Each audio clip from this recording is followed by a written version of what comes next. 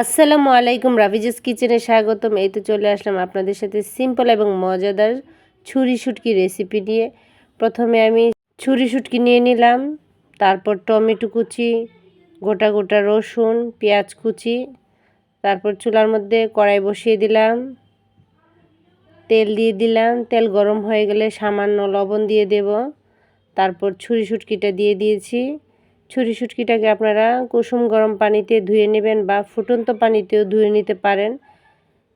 যেহেতু ছুরি শুটকিটা অনেক দিন সংরক্ষণ করে রাখা হয়, সেই জন্য একটা আইস্টে গন্ধ থাকে, সেই গন্ধটা দূর হয়ে যায় গরম পানি বা সিদ্ধ করে নিলে।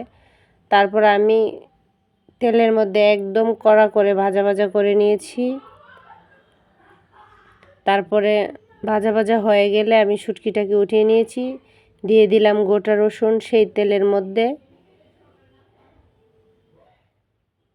তারপর 2-3 মিনিটের মতো নাড়াচাড়া করে নিয়েছি।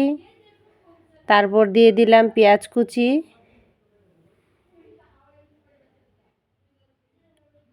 হাফ কাপ পেঁয়াজ কুচি আমি দিয়েছি, দিয়ে একদম ভাজা ভাজা করে নেব।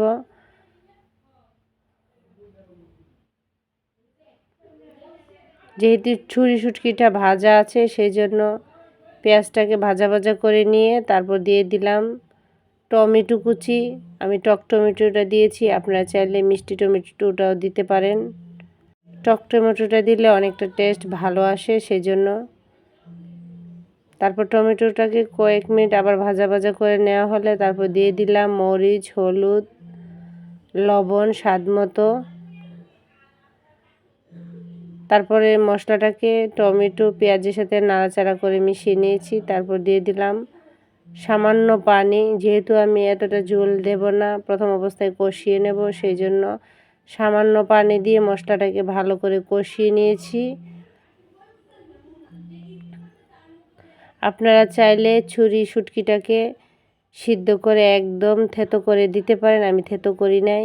ভাজা শুটকিটা আমি দিয়ে দিলাম কষানো মশলার মধ্যে, দিয়ে নাড়াচাড়া করে নিচ্ছি। এভাবে কয়েক মিনিট নাড়াচাড়া করে নিতে হবে। অনেক মজাদার এই ছুরি শুটকিটা। তারপরে হাফ কাপ পানি দিয়ে দিলাম, পানি দিয়ে আমি নাড়াচাড়া করে নেব। তারপর ঢাকনা দিয়ে ঢেকে দেব কয়েক মিনিটের জন্য। 2 মিনিট পর আবার ঢাকনা উঠিয়ে নিলাম। চুলার আঁচটা একদম মিডিয়াম আঁচে রাখতে হবে।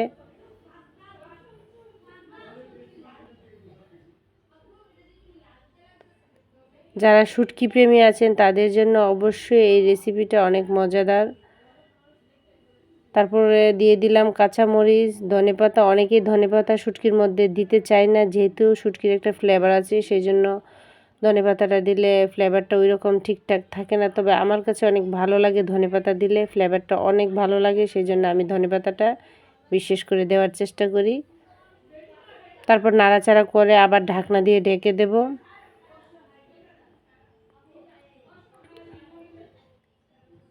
10 মিনিট পর আমি দমে রেখে দিয়েছিলাম। এই তো মাখো মাখো হয়ে গেল ছুরি শুটকি ভুনা। আশা করি আপনাদের কাছে এই রেসিপিটা ভালো লেগেছে।